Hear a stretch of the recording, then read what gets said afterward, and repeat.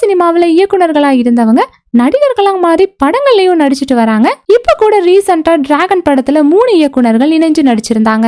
அதாவது KS ரவிக்குமார், கௌதம் வாசுதேவ் மேனன், மிஷ்கின் இந்த மாதிரி 3 பேருமே நடிகர்களா மாறி துணை கதாபாத்திரங்கள்ல கவனத்தையும் பெற்றிருந்தாங்க.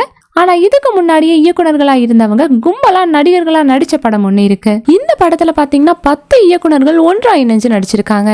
அந்த படம் தான் மாயாண்டி குடும்பத்தார். ராசமதுரவன் இயக்கத்துல 2009ஆம் ஆண்டு வெளியாகி இந்த படம் பாத்தீங்கன்னா ரசிகர்கள் கிட்ட நல்ல வரவேற்பையும் பெற்றிருந்துச்சு. இந்த படத்துல 10 இயக்குனர்கள் ஒன்றா இணைஞ்சு நடிச்சு அசத்திருக்காங்க.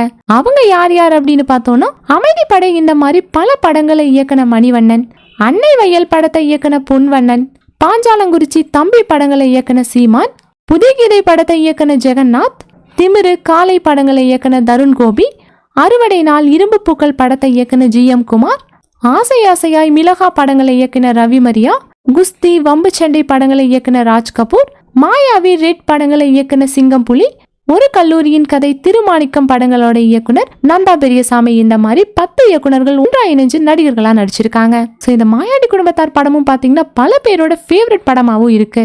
சோ இது போல மேலும் மீடியா அப்டேட்ஸ்க்கு இந்த வீடியோக்கு ஒரு லைக் பண்ணிட்டு நம்ம சேனலையும் சப்ஸ்கிரைப் பண்ணிருங்க.